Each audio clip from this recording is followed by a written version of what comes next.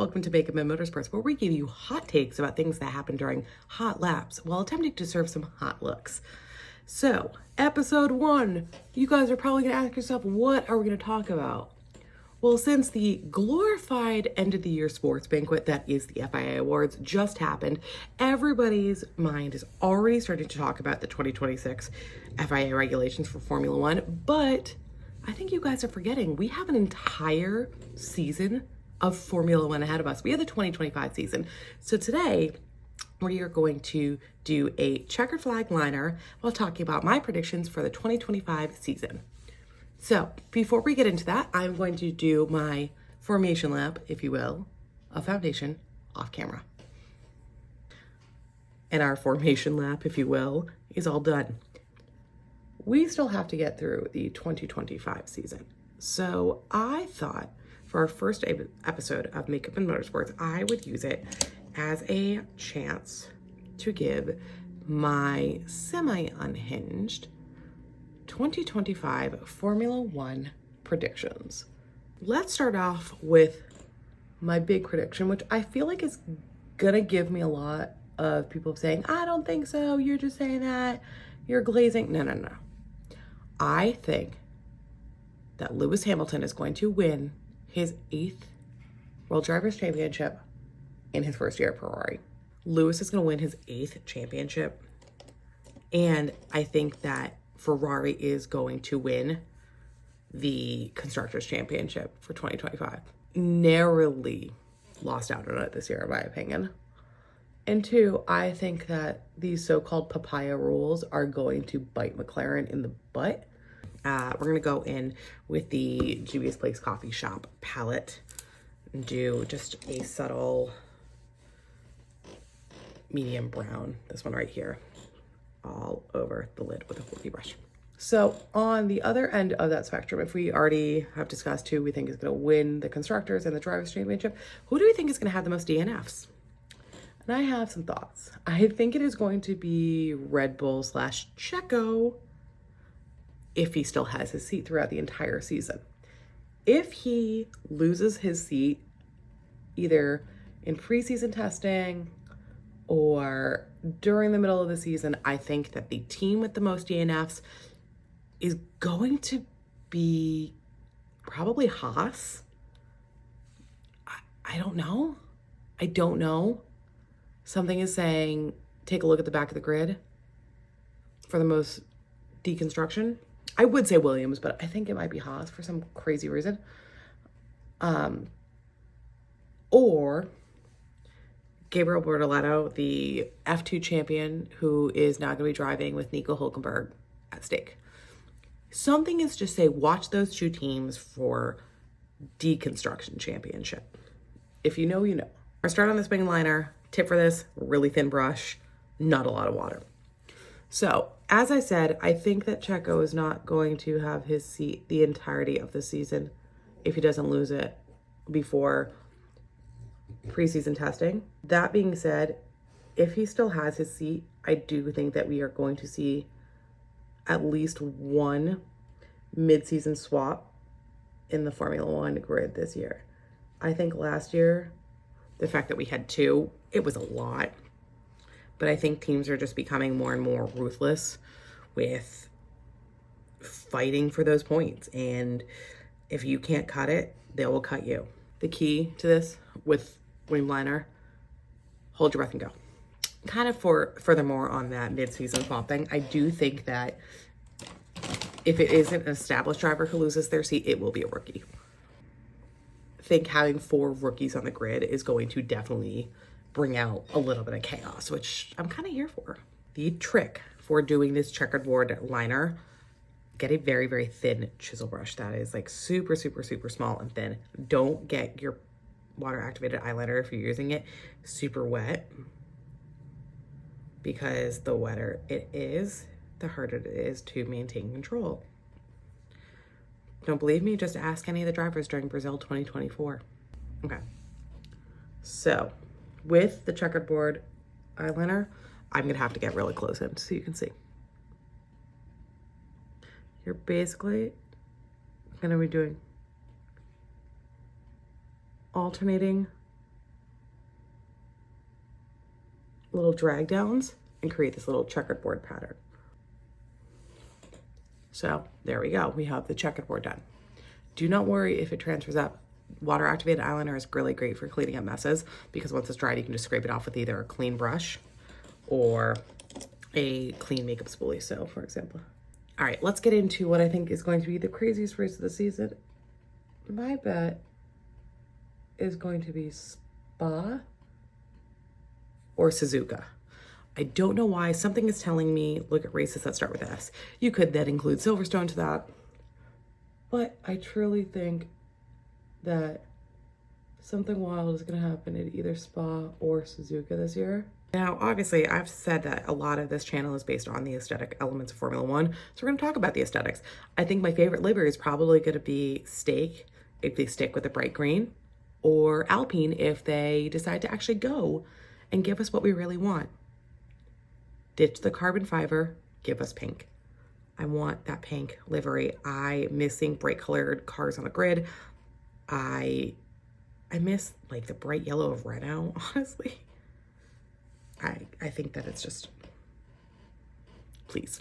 Then let's talk about what I think is going to be the best specialty helmet. I think it is going to be Lewis at Monza. Why? It's his first drive in Italy as a Ferrari driver. I think that it is going to be something special. I think it is also going to be a tribute, possibly to Niki Lauda. Something is just saying, pay attention for that. Now that we've got our base shape for the checkerboard, we are going to line it out. And we're just gonna draw a line down the middle. This also allows us to connect everything so it truly looks like a checkered flag. Sticking with the aesthetics, I think the best merch is team-wise going to be McLaren. It was really great last year. Williams was coming for their throat though, and Alex Albon truly does have some fantastic individual merch along with like Lewis and Lando, but I have a sneaking suspicion that there is going to be a rookie who, for some crazy reason, knocks it out of the park with their merch, and I'm kind of hoping that it's either Ollie Behrman or Jack Doohan. So since we're already in off season and we're trying to consume as much media as possible, Drive to Survive. Let's talk about this real quick. I think there are going to be 12 episodes, and I do agree with everyone saying that there is definitely going to be an episode called Papaya Rules. There has to be. I also have a feeling that they're kind of going to make the episode where Logan leaves and Franco comes in. I think they might make a meme out of the name. I think they might try and call it like, what the fuck is a kilometer? Which, sad for Logan, but really fucking funny as an American. As I said, when it comes to water activated eyeliner, you can either clean it up with a dry cleanup brush or a spoolie, or if you want to go in with like a wet makeup brush and just wipe it off that way. Obviously you can tell which eye is my good eye and which eye is my eye that gives me a lot of trouble. Next, let's talk race bands. Do I think that any driver is going to get a race band this season? You know what? For chaos sakes, let's say yes. Let's go with it and let's say, yeah, somebody's going to get a race band. Do I know who? No. If we got one last season and we got a black flag, like we're seeing shit that hasn't been happening for years. Yeah, sure. Why not?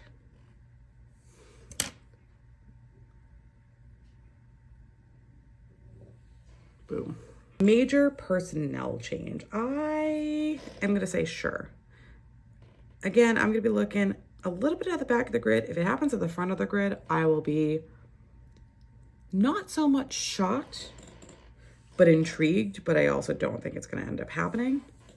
I don't know if that's going to be a team principal. I don't know if that's going to be a owner or CEO or whatnot, but something is telling me somebody's going to get fed up and be like, I'm out, or some team is going to get fed up and say, haha, you're out. For any of these little stamps that I use, paint them on, and then you can go in and do details. Do I think there's going to be any driver retirements announced during the season or postseason? Yes. My notes that I wrote for this is Aston Martin or Max, LOL. Something is telling me it's either going to be somebody at Aston Martin, and I'm not saying who. I'm not saying who. Or Max is going to be like, LOL, peace out, bye. Like, truly thought he was going to pull a Nico Rosberg and just retire at the FIA Awards, but he didn't, so. All right. Next, I'm going to give out my Best Rookie of the Year award, and I'm going to say that the rookie that is going to perform the best on the grid is going to be Ollie Behrman. People are like, but Kimmy's in a Mercedes, but this, but that. No. I truly think it is going to be Ollie Behrman. That man, I think, is going to surprise the living crap out of us, and I cannot wait. Now let's get into what I think are some of the final standings that are going to be happening this season on the grid. As I said, I think Lewis is going to be World Driver Champion, and I think Ferrari is going to be Constructors Champion, but just because he come in first doesn't mean anything. So I think as far as drivers go, it is going to be 1, Lewis, 2, Max. I think he's still going to pull some crazy shit out that all of us are going to be like, what? 3 is going to be Charles, and I think it will be the last time that Charles is not in the top 2. I truly think that. Truly, truly, truly think that. Then after that, I have Oscar over Lando. Hot take, I know. Pay attention to the quiet man, because he's not so quiet on track anymore.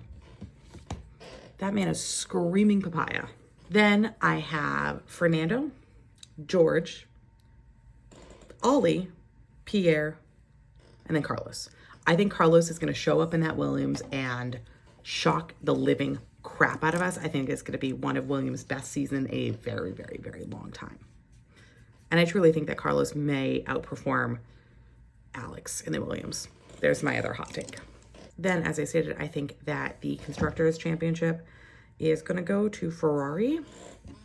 So, as I stated, Ferrari, I think, is going to be Constructor and Drivers' Champion. I think Ferrari just has what it takes this year. In second, I think it's going to be McLaren. In third, I think it's going to be Mercedes. And in fourth, I think it's going to be Red Bull. And I think the only reason, once again, that Red Bull is going to be where they are is because of Max. Unless they do a massive driver change up and things change, that's my opinion. Other than that, I'm going to give some predictions that I'm not going to put down, but I'm kind of hopeful for. One being, I hope we do get the African Grand Prix back. I think we do have that. I think it would be really fun. 2, I think we're also going to get another announcement of another track not coming back. They already announced that Zandvoort is getting cut from the calendar. I think that's not the first one that they're going to cut. I think it is going to be capped at 24 as a maximum amount of races in a season. To quote Lindsay, you don't look weird with shadow underneath your eyes. You're just not used to it. I think that we're going to have some really fun people during Martin Brundle's grid walk. But I also think we're going to still continue to see more influencers doing Formula One things, but I kind of want to see more actual F1 influencers infiltrating that space. That is not a prediction, that is a hopefulness, because I think that we're losing the point a little bit sometimes. Do some mascara. This is Charlotte Tilbury. And then I'm going to go in with a highlighter. This is the Summer of Love from Trixie, but you can use, I think they have another one that's new that is very similar in tone. It's just that like white into a color. Another hopeful thing I would love to see is a prediction. I would love to actually see Jessica from Aston Martin get to drive in an FP1 session. I'm saying it. I want to see a female driver during an FP1 session. Honestly, FIA, make it a thing. Make it a thing. You are so gung-ho about adding women into motorsports from a fan perspective and Formula One Academy. Put your money where your mouth is. Make every driver run their Formula One Academy driver during an FP1 session. So those are my semi-unhinged 2025 Formula One predictions. If you have some of your predictions, let me know. I'd love to see if I am just psychotically optimistic or psychotically pessimistic. And then we're going to set our face with a little bit of the face glue from NYX.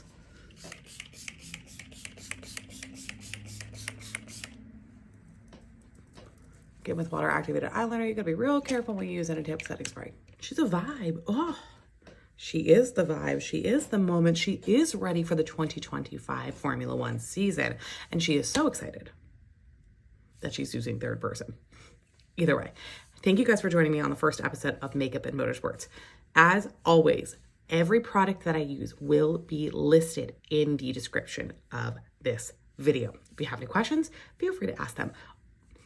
If you have any looks that you guys want to see, whether it's based on a famous livery or a helmet or a team or a race, I got a bunch of those in the pipeline, but I'd love to hear what you guys would love to see a look based on.